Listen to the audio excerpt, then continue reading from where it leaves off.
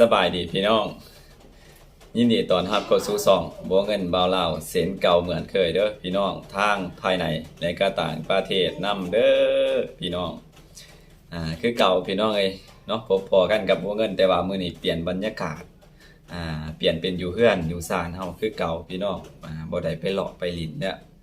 ช่วงนี้ก็ค่าเวียกค่างานทางครอบครัวแน่พี่น้องเอ้ยเนาะก็เห็นข่าวพี่น้องเอ้ยเนาะ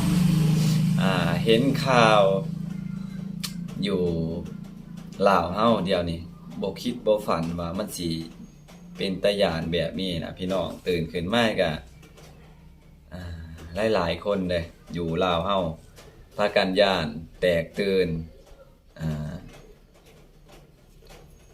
กับสิ่งที่เกิดขึ้นกับเรื่องที่เกิดขึ้นในยุคปัจจุบันนี้นะ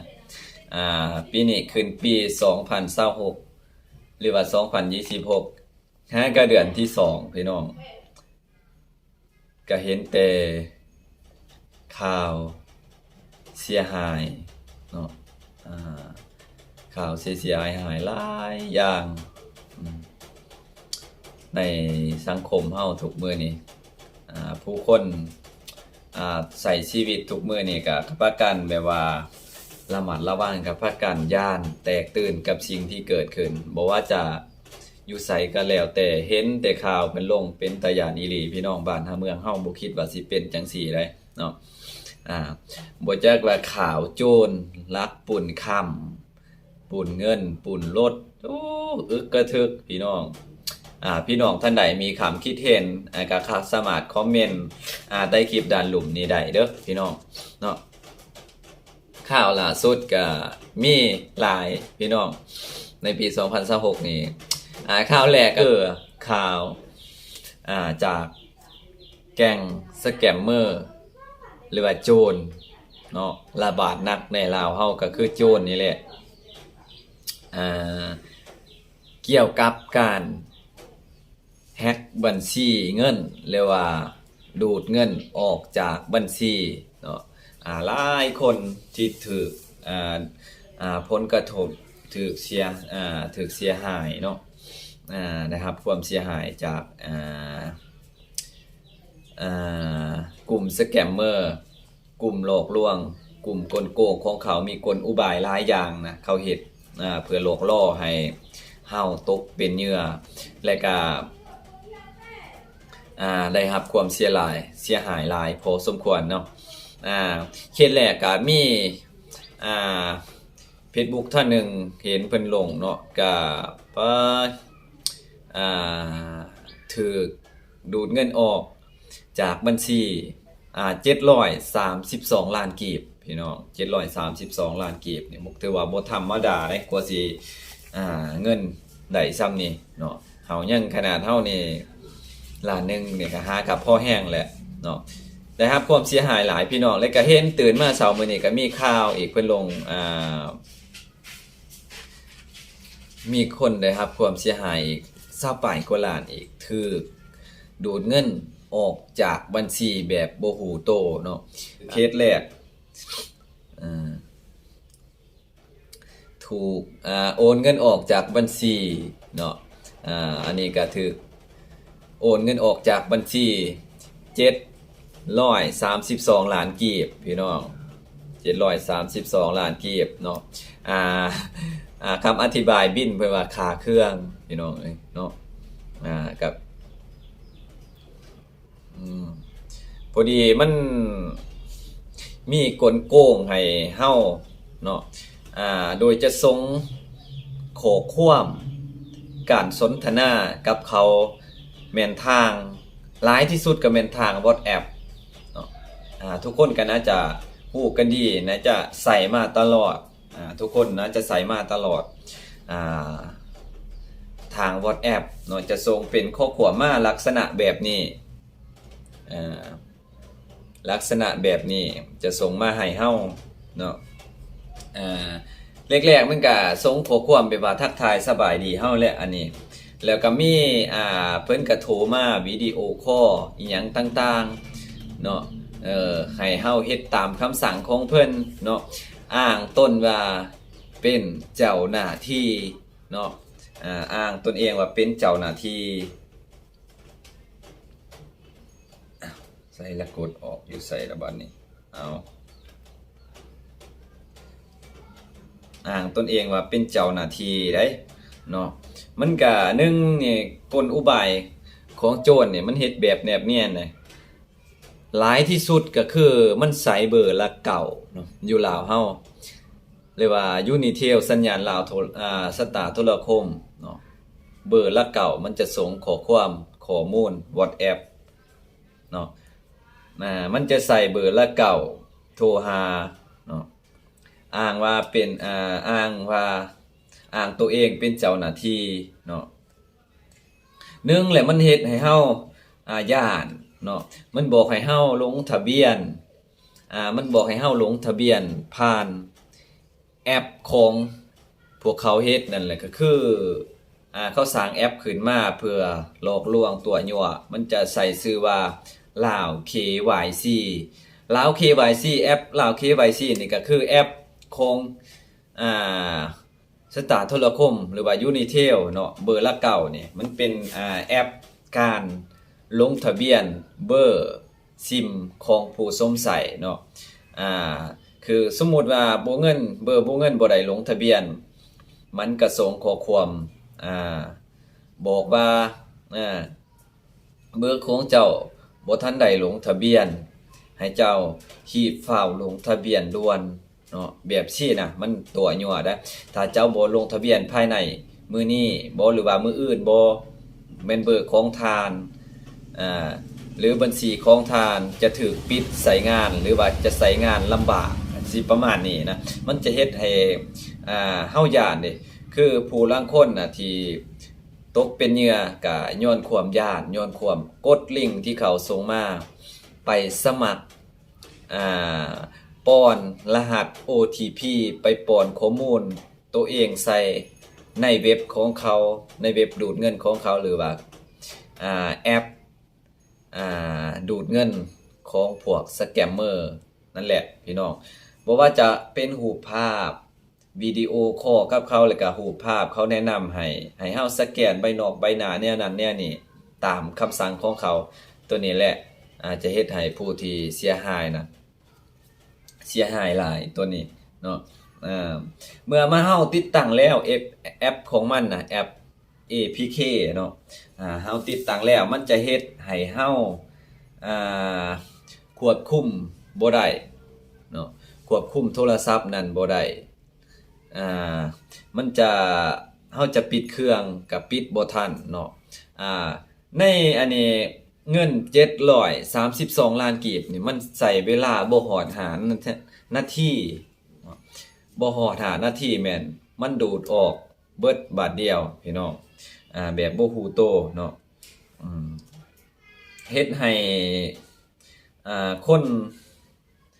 เฮ็ดให้คนลาวเฮานี่หลายๆคนเลยหลายๆคนพากันย้านพากันแตกตื่นบ่ไว้ใจทางธนาคารเนาะเพิ่นว่าอิหยังล่ะเริ่มบ่ปลอดภัยแม่นว่าเนาะเห็นทุกมื้อนี่มีแต่ข่าวดูดเงินออกจากบัญชีหลายๆเนาะหลายบัญชีเนาะก็เสาร์มามื้อนี้ก็มีคือกันอีกผู้หนึงเนาะเห็นข่าวว่าหมู่ของเพิ่นเนาะมีผู้สงสัย Facebook ท่านหนึ่งโพสต์ลงว่ามีไผหูแน่เนาะหมู่ข่อยถูกดูดเงินจากธนาคารการค้าเนาะอันนี้คือคนที่โพสต์ลงเพจก็คือหมู่ของผู้ที่เสียหายเนาะถูกดูดเงินบางเสาร์มื้อนี้เนาะก็เท่าใดนี่25ล้านแม่นบ่25ล้านนี่คือสิแม่น25ล้านบ่เท่าใด25ล้าน530,000 กีบเนาะ25ล้าน530,000 กีบหมู่ข่อยถูกดูดเงินจากธนาคารการค้าไปอีกธนาคารหนึ่งก็คือธนาคารลาวเวียดเนาะก็แบบเดียวกันคือ อ่าโตทำอิฐพี่น้องคือผู้ที่เสียหายทำอิฐได้โพสต์ลงเพิ่นว่าหมู่ของเพิ่นหรือว่าผู้เกี่ยวมีข้อความเด้งเข้าเนาะพร้อมข้อความ WhatsApp เขาส่งมาทาง WhatsApp คือเก่าเนาะพอสิกดเข้า WhatsApp ปุ๊บแล้วมันมือมันถือข้อความที่แก๊งสแกมเมอร์ส่งมาให้เลยว่าแอปดูดเงินส่งมานั่นแหละเนาะเพิ่นว่ากดเข้าแอปนั่นแหละอ่าพัดดูดเงินออกจากบัญชีอย่างที่ทุกคนได้เห็นเนาะคือ25ล้าน530,000กีบเนาะและหลังจากเงินที่ถูกดูดออกจากบัญชีไป25ล้าน530,000กีบก็ข้อความที่ส่งมานั่นก็ได้หายไปจากบัญชีทันทีเนาะแต่ว่าในกรณีนี้ถ้าว่าเฮากดเข้าไปโดยที่เฮาบ่ได้ไปป้อนข้อมูลอิหยังต่างๆนะหรือว่าไปสมัครเฮ็ดตามที่ของมิจฉาชีพหรือว่าแก๊งสแกมเมอร์แนะนำมาน่าจะบ่เสียหายหลายปานนี้บางเทื่อเพิ่นน่าจะไปสมัครหรือว่ากดเพื่อกดไปเฮ็ดตามคำสั่งที่เขาแนะนำมาบ่จักเนาะอันนี้ถ้าว่าเฮากดปุ๊บแล้วมันสิดูดเงินปั๊บนี่ก็อันนี้เฮาก็บ่แน่ใจคือกันพี่น้องแต่ว่าขอให้ทุกคนพิจารณาเบิ่งนำกันแล้วก็มีสติในการใช้ชีวิตหรือว่าการลงมือเฮ็ดอิหยังใดหนึ่งทางออนไลน์ในปัจจุบันนี้มันถือว่าเสี่ยงสูงเนาะคือคนลาวเฮาในทุกมื้อนี่นะเนาะอยู่ลาวเฮานี่เริ่มย้านก็คือย้าน1เลยย้านบัญชีเงินเฮามันสิตกเป็นของผู้อื่นแบบบ่ฮู้โตเนาะหลายคนได้น้องๆอยู่บ้านนี่ก็คือกันเคยถูกเนาะเคยถูกเพิ่นตัวยั่วโดยเพิ่นส่งมาcover ว่าเฮ็ดนั่นเฮ็ดนี่ได้เนาะcover แปลว่าตอนนั้นมันมีเน็ตฟรีก็มีเนาะแล้วก็มีรหัสมันบอกว่าถ้ามีรหัสส่งมาหาเจ้าให้เจ้าส่งรหัสตัวนั้นมาเด้อแล้วค่อยสิป้อนข้อมูลก็สิประมาณนี้นะก็ปรากฏว่ามีผู้หนึ่งอยู่บ้านถูกแฮ็กเข้าบัญชีธนาคารเนาะคือน้องอยู่กับบ้านนี่แหละถูกแฮ็กบัญชีธนาคารยังอีกขั้นตอนหนึ่งก่อนมันสิได้บัญชีนั้นหรือว่าเอาเงินออกจากบัญชีน่ะเนาะก็คือสแกนใบหน้าและถ่ายรูปใบหน้าส่งไปให้ก็เลยว่าฮู้โตทันก่อนเกือบว่าสิส่งรหัสกับสแกนใบหน้าให้อีกเทื่อหนึ่งแต่บัญชีนะเขาแฮ็กเข้าไปได้แล้วเนาะแฮ็กเข้าไปได้แล้วตอนนั้นเนาะหลายๆคนเนาะอันนี้บ่ฮู้ว่าเงินสิเว้าถึงหรือบ่ได้ทุกคนพิจารณาเบิ่งนำกันมีความคิดเห็นแนวใดก็พิมพ์เข้ามาคอมเมนต์เข้ามาเนาะพี่น้องบ่ว่าจะเป็นพี่น้องทางภายในและก็ต่างประเทศนะอยู่ลาวเฮาตอนนี้เริ่มบ่ปลอดภัยเรื่องบัญชีเงินนี่หลายคนอย่างที่สุดก็คือเรื่องบัญชีเงินเพราะว่าเห็นคู่มือเนาะข่าวเกี่ยวกับการถูกดูดเงินออกจากบัญชีไปจนเกลี้ยงนะเนาะหลายคนเนาะอันนี้นี่ในความคิดของบ่เงินเนี่ยเพราะว่าเฮาฮู้อยู่แล้วเนาะกลโกงของสแกมเมอร์หลายๆคนถูกหลายๆคนเสียหายนี่ก็ออกแบบเดียวกันหมดเนาะลักษณะของเขากลอุบายของเขาจะเฮ็ดให้เฮาไปสมัครไปเชื่อโดยความเฮาย้านกลัวเนาะ1เลยมันจะส่งลิงก์ส่งลิงก์แล้วก็ข้อความอ้างตนเองว่าเป็นเจ้าหน้าที่เนาะเพื่อเฮ็ดให้เฮาย้านได้1 มันก็ส่งข้อความแนะนำเว้าแนวนั้นแนวนี้เฮ็ดให้เฮาหลงเชื่อเนาะตัวนี้ให้ก่อนสิตัดสินใจทุกคนบ่เงินก็คือกันก็ต้องคิดก่อนเนาะบ่กดสิ่งสำคัญคืออย่าไปกดของเขาแหละถ้าเฮากดแล้วเพื่อเฮาไปสมัครแอปใดหนึ่งมันจะเฮ็ดให้เฮาเสียหายได้เนาะ2เลยก็คือแอปแปลกปลอมบ่ว่าจะขึ้นทางหน้าเฟซทางโดยเฉพาะในซีรีส์เนาะซีรีส์ปัจจุบันนี่เนาะซีรีส์คนบักเบิ่งหนังเบิ่งซีรีส์ปัจจุบันนี่มันก็ขึ้นว่าถ้าเจ้าอยากเบิ่งเรื่องนี้จบ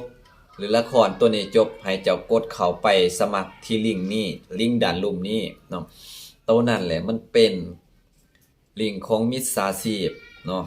สำหรับตัวบ่เงินคิดนะสิเป็นแนวนั้นมันเป็นลิงก์ของมิจฉาชีพฮู้บ่ทุกคนสงสัยบ่เป็นหยังเฮาจังเบิ่งหนังตัวนั้นบ่จบเฮาสิเบิ่งคักๆบัดมันสิตัดตอนจบปุ๊บแล้วมันจะก็ให้เฮาไปกดเข้าสมัครที่ลิงก์ของมันเนาะสำหรับคนที่ติดซีรีส์ตัวนี้หรือว่าเบิ่งหนังเบิ่งละครซีรีส์ต่างประเทศเกาหลีอิหยังต่างๆหรือว่าหนังไทยภาพยนตร์อีหยังต่างๆมันจะมีลิงก์ให้เฮาสมัครเนาะ2เลยก็คือโทรมาโดยตรงเนาะโทรมาทางเบอร์เนาะ3เลยก็คือทาง Facebook นี่ถ้าบัญชี Facebook หรือว่าบัญชีอื่นๆนี่มันก็ส่งมาอีกแบบหนึ่งนะทาง Facebook นี่มันก็เฮ็ดให้เฮาว่าบัญชีเฮาบัญชีของเจ้าสิเป็นแนวนั้นแนวนี้ให้เจ้าไปแก้ไขไปยืนยันตัวตนด่วนมันก็มีหลายอย่างพี่น้องแบบนี้เนาะบ่เงินเคยเจอแล้วเนาะทางบัญชี Facebook นี่3-4 เทื่อแหละพยายามแฮ็กเพจแต่ว่าก็บ่ฮู้ว่าเขาสิแฮ็กไปเพื่อหยังเนาะมีการแจ้งเตือนส่งมาแนวนั้นเนาะสิ่งสำคัญที่สุดก็คือคนเฮาทุกมื้อนี้ใช้ชีวิตต้องระวังอย่าเผลอไปเฮ็ดอีหยังแบบที่เฮาบ่คิดเนาะระวังที่สุดเรื่องเงินก็ย้านเรื่องชีวิตปัจจุบันเฮาก็ย้านมีหลายอย่างพี่น้องเนาะก็ขอให้ทุกคนมีสตินำกันเนาะพี่น้องท่านใดมีความคิดเห็นแนวใดก็คอมเมนต์เข้ามาใต้คลิปรูปนี้เด้อขอขอบใจพี่น้องเอ้ยบ๊ายบาย